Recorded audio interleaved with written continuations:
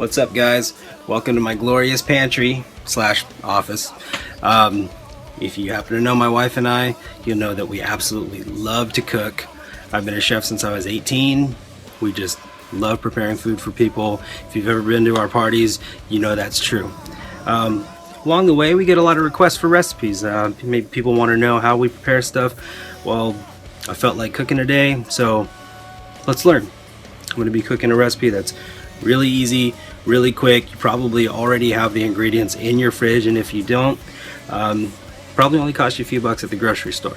We're going to do cashew chicken. Okay, so we're going to start off with some boneless chicken thighs that I've cut up into 1.5 inch cubes. You're going to marinate that in soy sauce, a Chinese cooking wine, a little bit of sesame seed oil, and cornstarch. Now remember that sesame seed oil goes a pretty long way, so only use a little bit. Now next you have your veggies, which I've also cut up into about 1 inch cubes or squares. We have yellow onion, green and red bell pepper, and celery. You could also add zucchini if you'd like. Damn it. It's a good idea. Next time. And of course you have these. Alright, cashews. Good old Costco brand. Okay, start off with a screaming hot pan, add a little bit of vegetable oil. You're going to start browning off your chicken.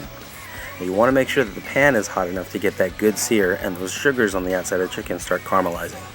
So you're probably going to want to do them in smaller batches, and that way the pan doesn't cool down.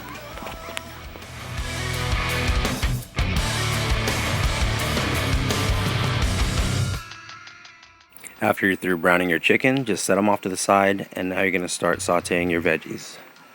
I don't like my veggies too mushy, so they shouldn't take very long. They should have like a nice little bite to them.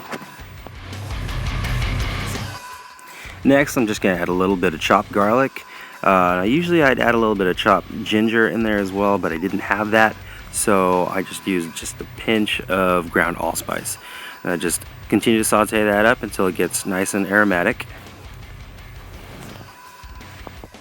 Now you're ready to reincorporate your chicken. Just go ahead and pour the whole thing in there.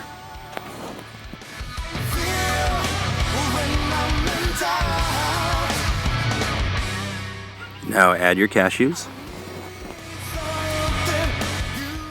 And if you like your cashew chicken on a little bit more of the spicy side, feel free to add a couple Chinese chili peppers. Really round out that flavor and make it nice and dynamic. Next, you're going to add your sauce. Now the sauce I pre-mixed. It's a mixture of chicken stock, soy sauce, pepper, and sesame seed oil. Just go ahead and pour that right in there. Once the liquid starts boiling, you're going to want to add a slurry of cornstarch. Now if you've never done this before, take your cornstarch and mix it with cold water. The reason you do this is because when you add a dry starch to hot liquid, it clumps up. So in order to avoid that, mix it with cold water, and that way all the starch granules can be evenly dispersed and swell on their own. And make sure that it comes to a boil, because that's when the starch really starts to cook and swell up and start thickening your sauce.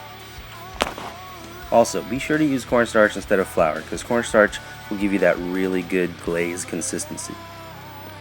See what I mean? It's ready to go. Now for some accompaniment, I went ahead and did up some fried rice. Just a little bit of oil, add your egg, garlic, and then fry up your rice.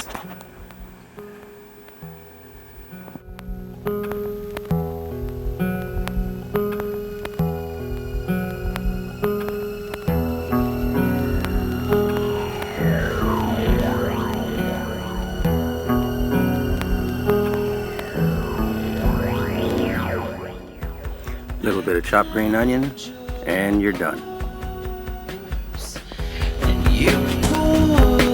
And there you have it. It's really simple, really inexpensive, and it's something you could probably impress your friends with on your next dinner party. Tastes just like the restaurant, trust me. Well, hopefully you enjoyed the video. I'm definitely going to do more of these. If you have any requests on anything, maybe any recipe you want to see me do, maybe something you've eaten at my house that you want to know how to make it, I'd love to teach you. Okay? So until next time, this is Chino's Kitchen. See you later.